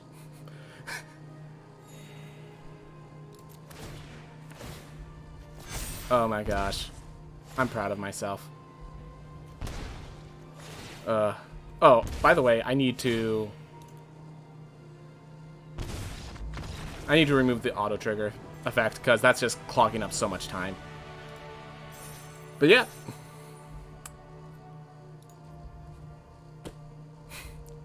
No, we didn't make it to 200 health. Oh. Like, oh, I could have tapped Speaker of Heavens first. That was how I would do that. Oh well. Oh well. We made it to 100 at least. Alright. So it looks like... I'm not going to change it right now. I'm going to just keep playing it through. But it looks like we need to replace the... It looks like we need to replace the Haunting Voyages with Blood in the Snow. Or maybe the Doom Scars. And... No, Blood in the Snow. I need Planeswalker Killers. So... Ow. Okay. Blood is used too much. Blood in the Snow. Ow. I don't have them. Okay. What? Not collected. I'm just gonna say snow. And just scroll to it. It's getting angry at me. Here we are. Blood in the snow. Oh, can't put it in right now. I don't have it. But I think this is going to be replacing the Haunted Voyages, because it's going to rip out Planeswalkers when that's a threat, equalize the board when that's an issue, and otherwise, it's also it's also at least a one-person reanimator. It's not an ultra win condition, but stops their win condition. I think that's going to be more important as we keep going. Anyways, we keep moving. I'm going to play this until... Looks like we have another 30 minutes of playing this. And yes, this deck is slow. We just won through freaking attrition.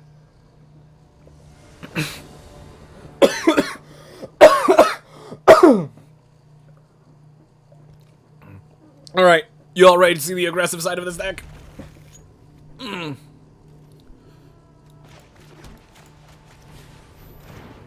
Anyways, it's clear I do not need the auto-order triggered abilities. Need to have that back.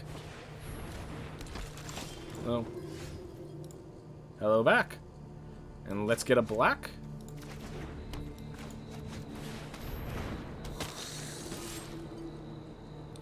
Feel free to trade. I get a 3/3 out of the deal.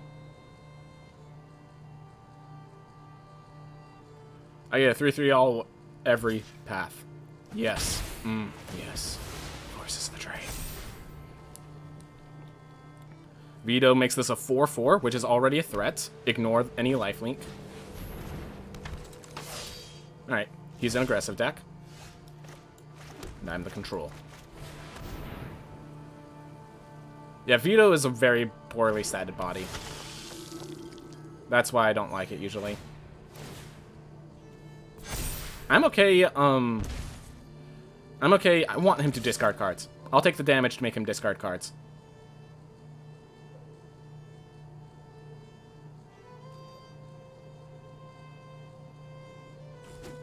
Alright.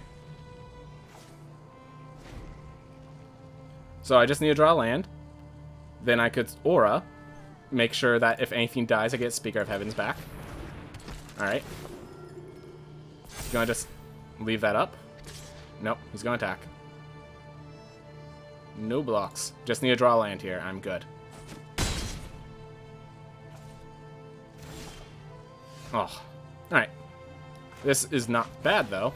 At the very least.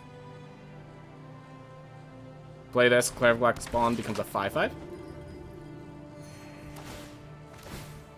For the first time each turn. So I can block with the Speaker of Heavens and actually cause this thing to become a 6/6. So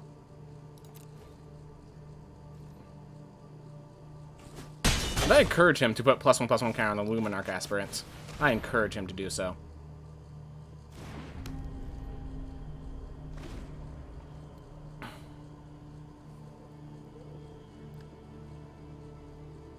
Keep the Hollow Blade weak. Alright. If he just pumps up the Hollow Blade, I mean, it's pretty straightforward block. Yep, there we are. Any double blocks? Or double attacks? Oh, he leaves it up to block. Wow. Alright. I can sack Veto, create Aura, or I can sack Speaker of the Heavens, get another Cleric of Life's Bond. The land... So, in case you're wondering, this deck has 30 lands in it, effectively. So this is just variance. This is just variance right now. Despite that variance, Skyclave Cleric is going to be great here. I think it's actually Skyclave Cleric over Cleric of Life's Bond. Yeah, because it's going to get sacked again.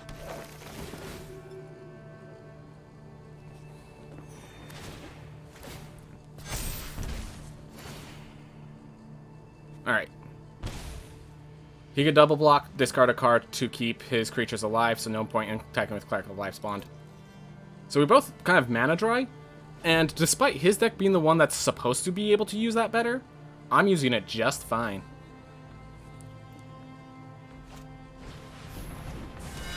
Alright. That could help stop his bleeding. That could definitely help stop his bleeding. Which means I need to kill him ASAP.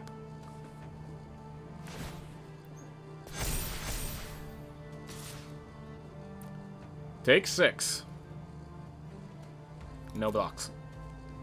Okay, that means this guy's going to be attacking as a 7/7, and he's forced to block, and he can't kill it.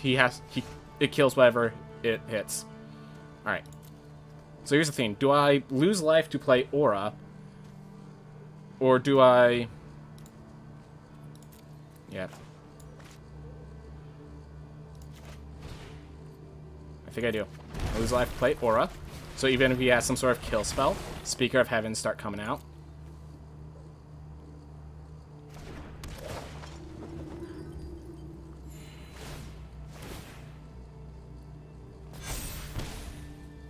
Alright. We save the others just to make sure he can't sneak on through. Force a trade that kills one of his creatures. He chooses the Daxos. Fair enough. He can't, even if he triple blocks, he doesn't kill, so. And I am perfectly happy if I trade the Aura for a Cleric's for a Speaker of the Heavens, because those Speaker of the Heavens with Clerics of Life spawns will be lethal. So if he attacks him with all, I block in a way so that I die and his creatures don't. And that will actually win me the game. How amazing is that? Alright.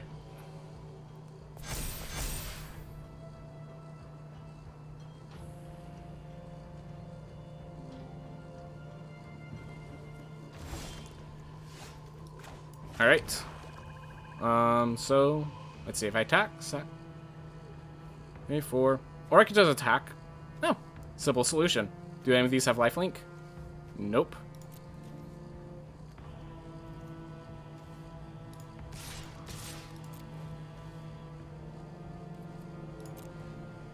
He's tapped out.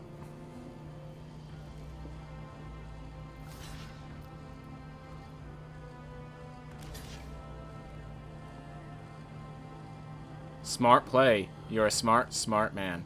You actually would have survived had I not have this. So now Clerics of Life spawned is going to be dealing 7 damage one way or another. Whew. This deck, you have to be smart. Ooh. Nearly... Actually, if he let his creature die, he would have lived through this, I think.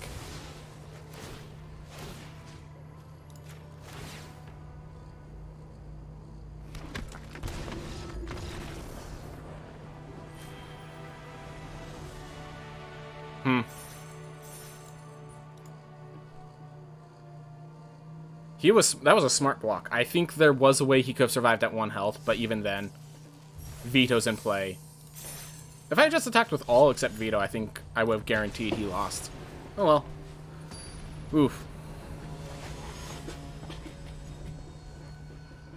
Alright. Speaker. Get play a tap land into Righteous Valkyrie into Righteous Valkyrie. How can I refuse? Alright. Also, Furja is perfectly fine as the 5-drop top end.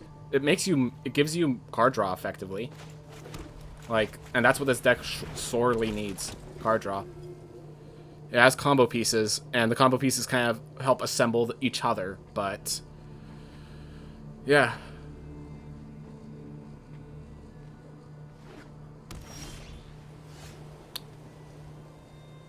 Do I Skyclave Cleric? Or is it so important I get Righteous Valkyrie? Yeah, it's... I'm gonna... Because I could play the Skyclave Cleric once the Righteous Valkyrie's into play to help myself get to the 27 health. So even if he plays a creature to stop my Speaker of the Heavens, Righteous Valkyrie into Skyclave Cleric will... basically, unless he starts getting removal heavy, that will guarantee me 27 health. Because that will be gaining me 3, 4, 5, 6, 7, 8 on play. On top of whatever Righteous Valkyries are giving me. Alright.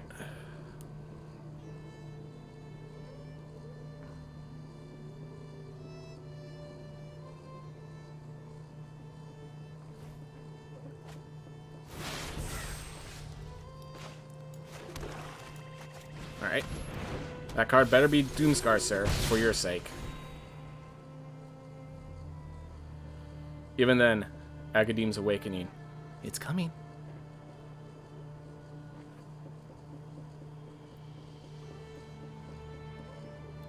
$23. Okay, hold up. So I go to 23. Then this brings me 27. And then I tap it to give me everything. But, okay, hold up. Hold the phone. Alright. So here's the crazy play. So I'm going to play Skyclave Cleric as this creature. And the Skyclave Cleric is going to gain me 2 life plus 3 there, trigger it. Then I get to attack in with all. And then I could tap, trigger that. So yeah, I'll show you. This way, I could then play... Because I'm gaining health here, I could then play Agadim's Awakening to lose 3 life, triggering, allowing me to play it untapped so I can Heartless Act the Righteous Valkyrie. Alright. There we are. Pay 3 life, and we're not going to allow you a chance to keep that thing alive.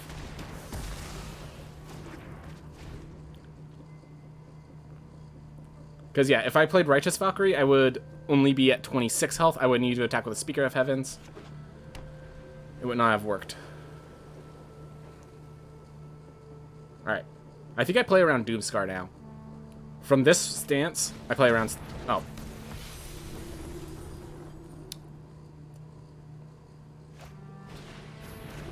Let's see. Do I have lethal? I'm trying to math it out. So, I'll 5. No, I'm actually 1 off lethal if I attack with all. And then he kills a Righteous Valkyrie because that's Flying, Death Touch, and Haste.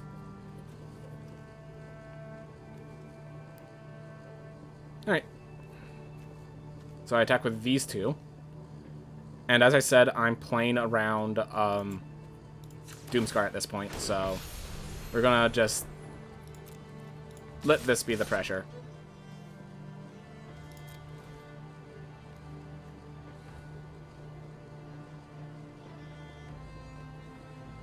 Leave the Righteous Valkyrie in hand. Let's see, we could also play around Extinction Event by... Let's see, he's going to choose Odd to get rid of Righteous and Speaker of Heaven, so there's not even point to play Furja there. Furja does play around Shadow's Verdict, though. Alright.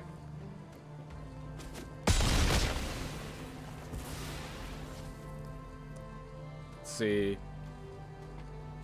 I'll end the turn here, just, again, playing around Doomscar. I should have lethal in multiple directions anyways, so...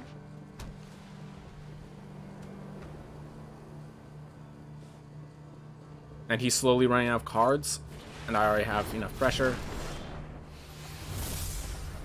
Alright.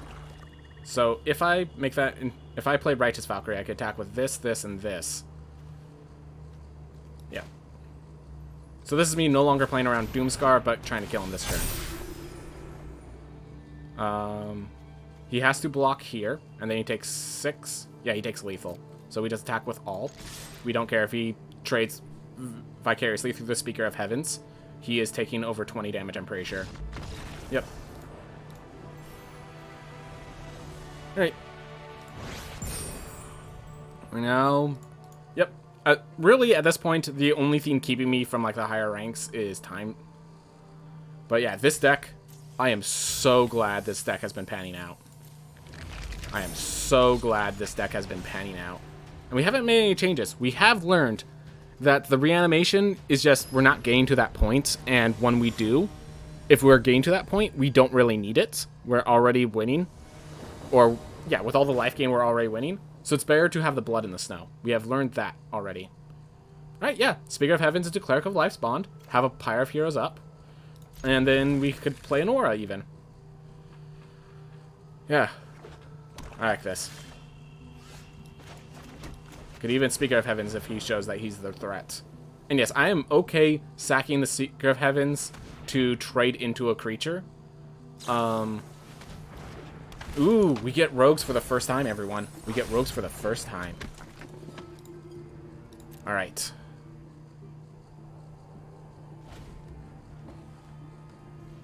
So here's the main thing. We have to worry about Drown and Lock.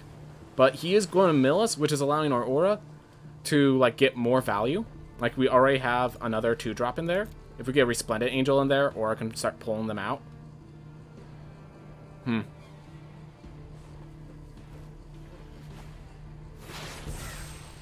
Alright. And yeah, I say, apply pressure. I'm perfectly... You're not going to let me get to 27 health. I know that. You don't have to pretend otherwise.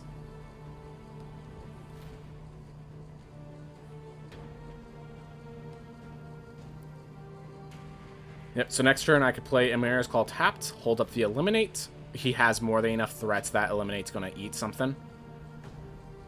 And then I can on turn 4 play Aura. The turn after that, Pyre of Heroes and make it stronger. Like, Pyre of Heroes and trigger it.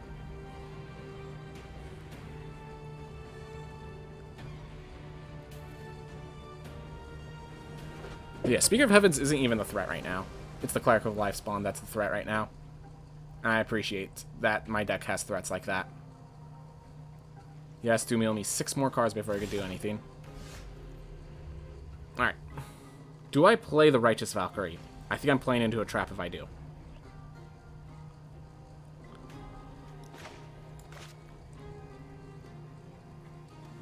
Yeah, I'm definitely playing a trap if I do.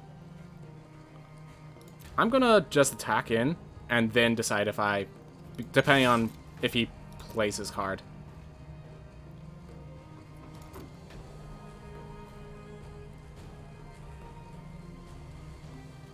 Alright, no blocks.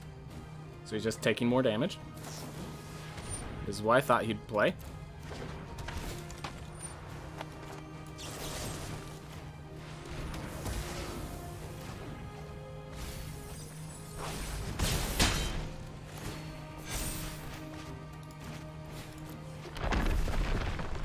No, actually, because he played Soaring Thought Thief, and he did it after I declared blockers, after there was a time to declare blockers. I should have probably played the Righteous Valkyrie then. He could not have countered it, and yeah, that was actually a mistake, believe it or not. That was actually a mistake.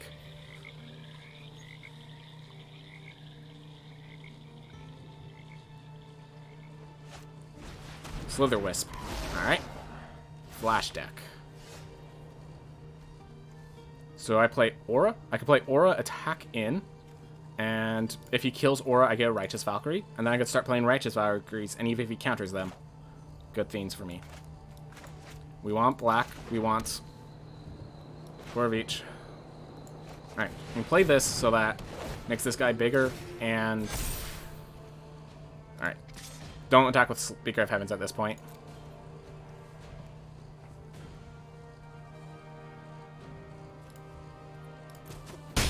There we are. He's low on health. This is a very different version of Thieves deck, but it is Thief deck nonetheless. I am proud if I can beat this.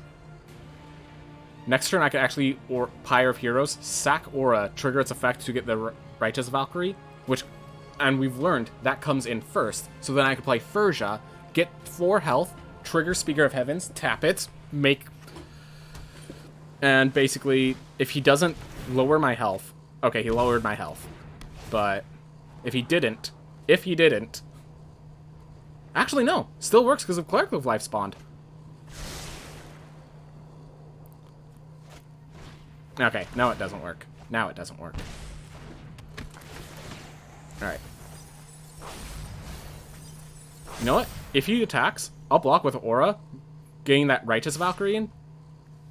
Alright. Yeah, I'll block the Slither Wisp. Let's see, that will gain me 4 life. Oh my gosh.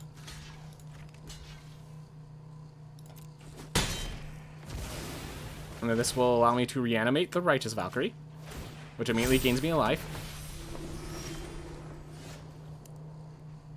And I could actually play the Clerics of Life spawned, stay a little safer. Safer against a counterspell.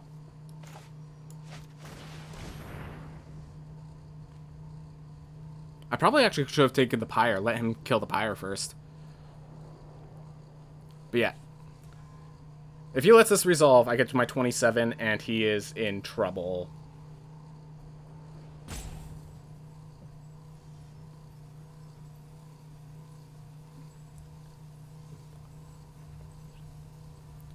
Yeah, he can't let this resolve. I should have played Pyre of Hero first, though. If I played Pyre of Hero first... Oh, nope, he let it resolve. Okay. What's he gonna do? Alright, I'm gonna tap this, make even more threats. And... I mean, he has to block this. It's gonna just kill the Thieves Guild Enforcer, though. I'm okay with that.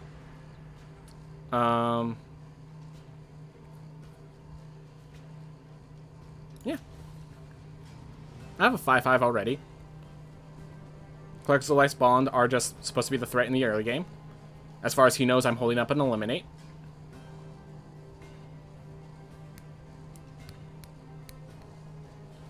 Alright.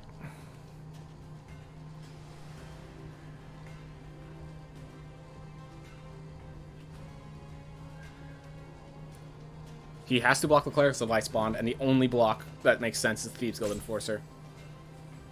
Yep, he needs to think. These are complicated decks, I understand. So I'm not worried about it. 2 auras are already in the grave. I might have to make the sack to get the other auras soon. Oh my gosh, I could sack this for Veto. Deals 5 damage instantly. Speaker of Heavens taps, and we win. Yep.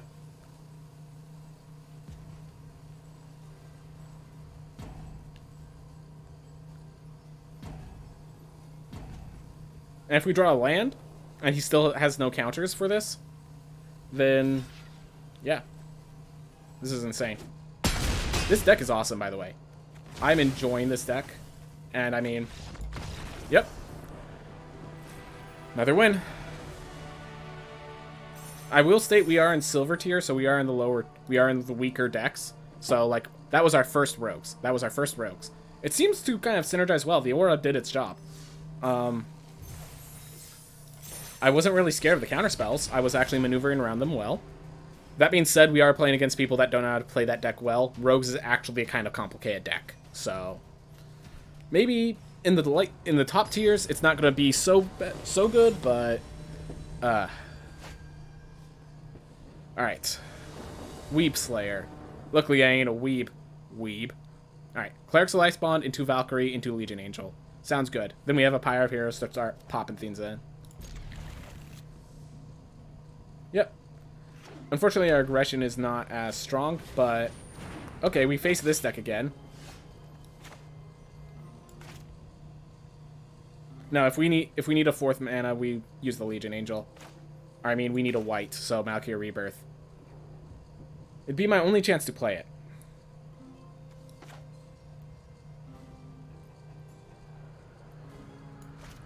I think he's going to exile most of my stuff, if he ends up using my stuff at all. That could be a mistake, but it looks like we're using every bit of mana for the next several turns. So I want to be able to have that mana. Alright.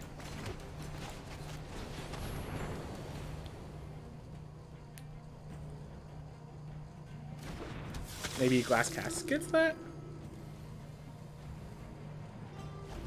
Huh. No idea.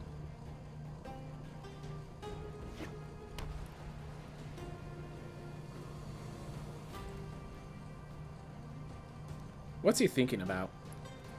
If he has a combat trick, I'm not attacking in.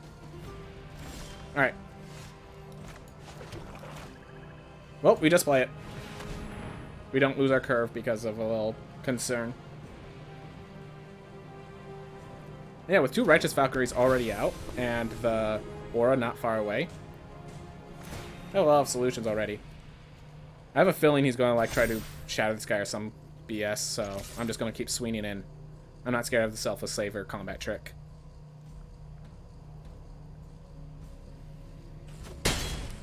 Alright. And yes, I am playing Aura next, because I want to be board clear resilient. I want to make sure if he Doomscars me, I get Cleric of Life's Bond and Righteous Valkyrie right back up. Then I play the Righteous Valkyrie. Or I could play the Legion Angel. Oh, he was a fast deck that just got a slow start. That is really painful to look at. That is really painful to look at. Alright. So, this is going to be a 4/4 when it attacks. The thing is, do I want to play Legion Angel instead?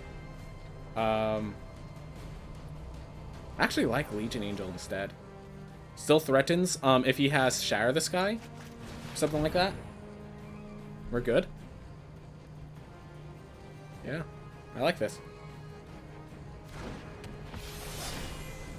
So because that still gains me life, so Clerics of Life spawned has its triggers going off. Alright. And I am now applying serious pressure to this aggro deck, which is not what you expect. And here's the theme. I can now...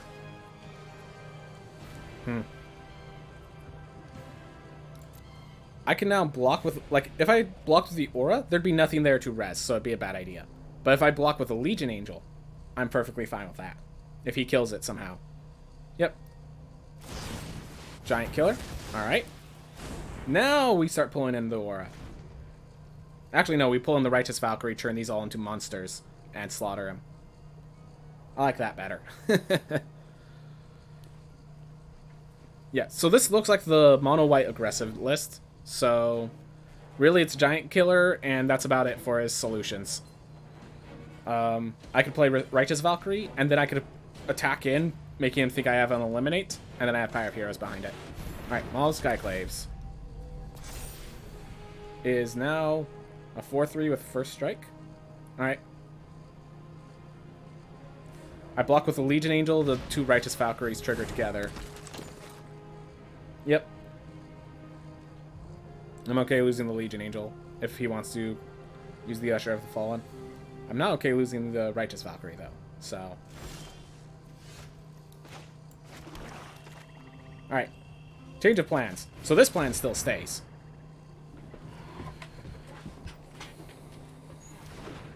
But we have another setup. Speaker of Heavens as a 5/5 is just too good. Too good.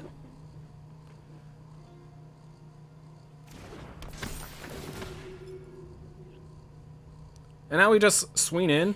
We're at 37 health. So he can't even apply enough pressure. Yeah.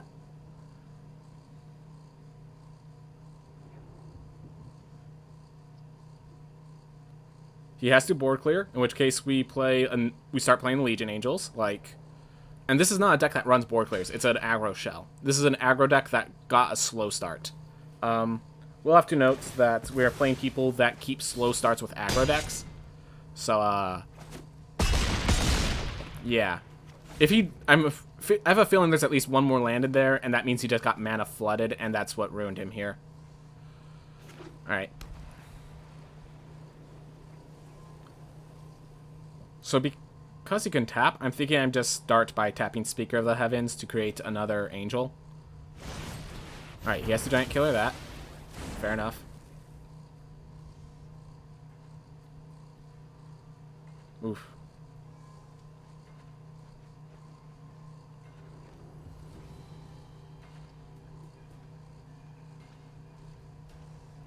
Yeah, he left enough so he could tap it on a creature. That's good. That's smart.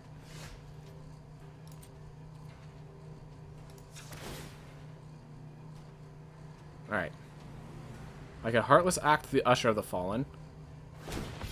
He is then forced to tap to not die, basically. And then I Pyre of Heroes. Or I can play Aura, gain 5 health, swing in for nearly the kill.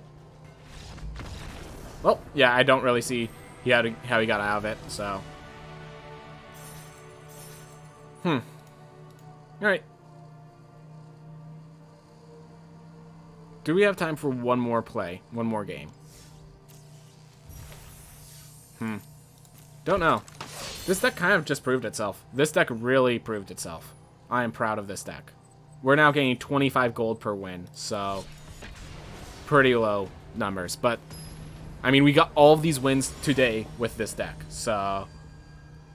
Yeah, I gotta say, this deck is fun to... Like, I didn't even realize I've been playing this many games, because this deck is so fun to play in Standard. So I have a curve, technically. I technically have a curve, but the opponent goes first, and my first play is on turn 3. And this is why you love these tap creatures. I'm going to throw back a Cleric of Life's Bond, because we have no black mana. So my turn 1 is likely playing Speaker of Heavens, tapped Skyclave, Speaker of Heavens, Then if we get a swamp, we start moving around, start dancing a bit. But yeah. This is why I love these creatures being tapped lands. This is why Skyclave Cleric is so good for this deck. Alright. We definitely do need black mana, but until then, we have 3 plays. And, yeah, 3 lands, effectively. 2 to 3 plays and 2 to 3 lands. Oh boy.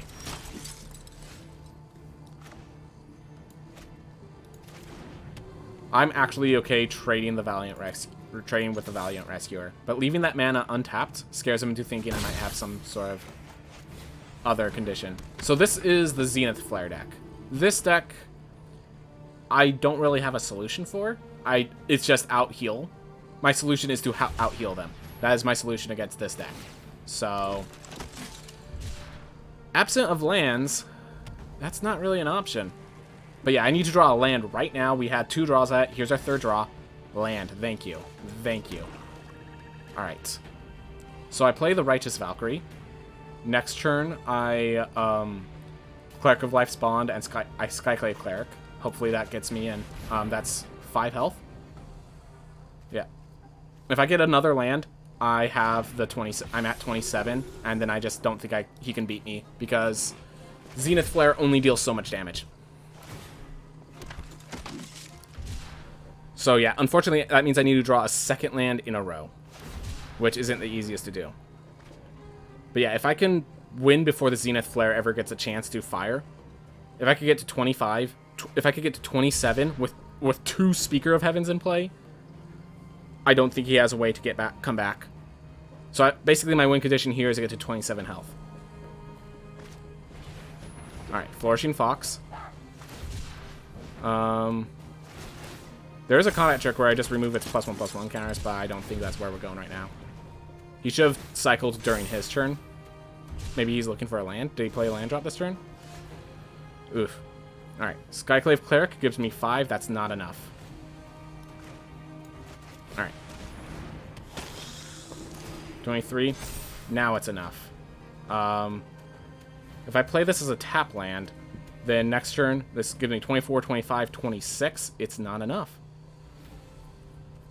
I have to leave it here. Skyclave Cleric next turn, win the game. Oof.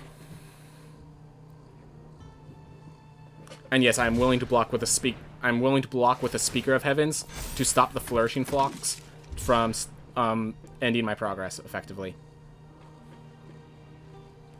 Actually, no, let's just block with a Cleric of Life's Bond. He has to kill the Righteous Valkyrie, like, right now. I don't see how he does that. He has white and red mana. Kabihara Takedown, that's how he does it. Oh, go for blood. That's another way to do it. Alright, 23, 24, 25. I would need to draw another land right here. And that's not the land I need. Alright. So if I play this, 24. I have to play this untapped to Heartless Act the Flourishing Fox, I think. The idea is I remove the +1/+1 counters. And... yeah. Not how I wanted this to go.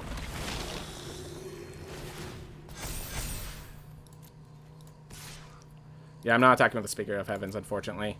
Yeah, the fact that he had that go for blood when he did is the problem. Alright.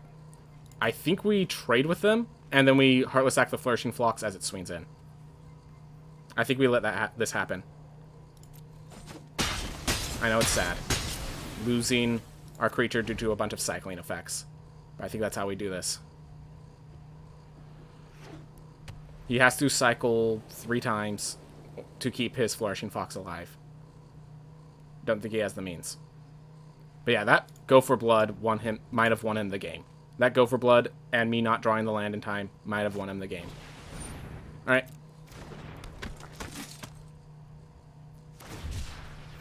Yep. He's going to get a lot of 1/1s. We know that. But I really just need to get to 27 health and I win. I could come back with just gain to 27 health. Once. Alright.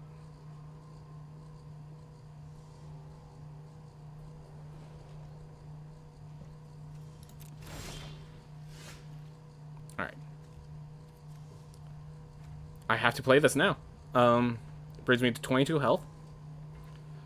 And then I just block with a Speaker of Heavens.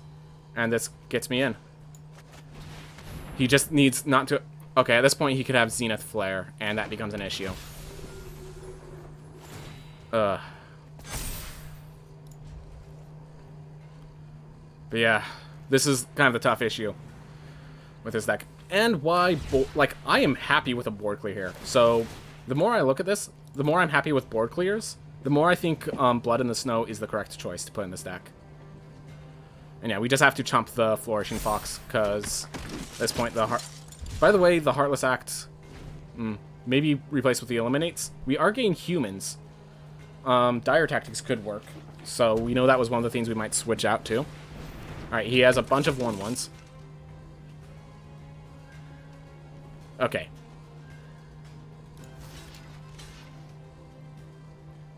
Yep. Absurd, I know.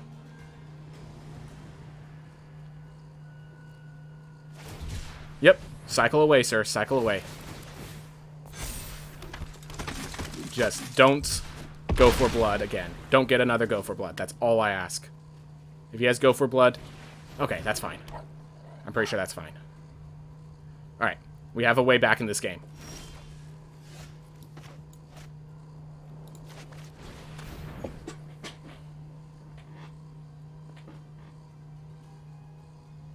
And if he responds by cycling for Flourishing Fox,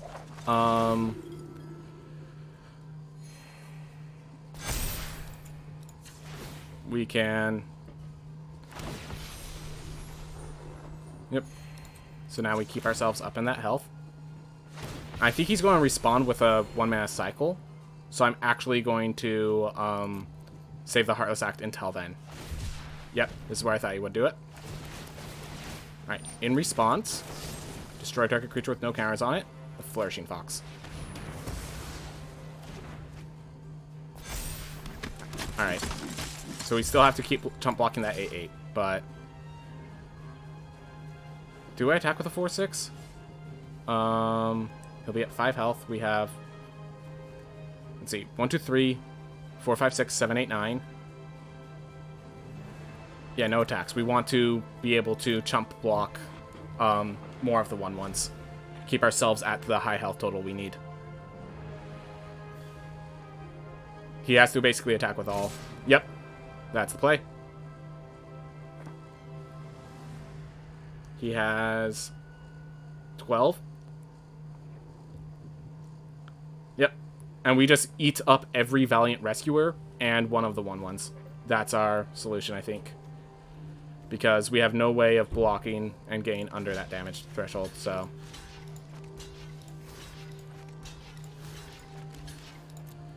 So now we just need to draw another card to get ourselves back in the health pool. Yep, the Flourishing Fox would get bigger. But we are now killing all the Valiant Rescuers, so his solutions are limited. Oh, Zenith Flare.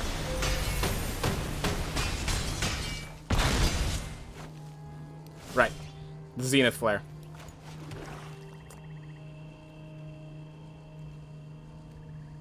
Can I swing in? Nope.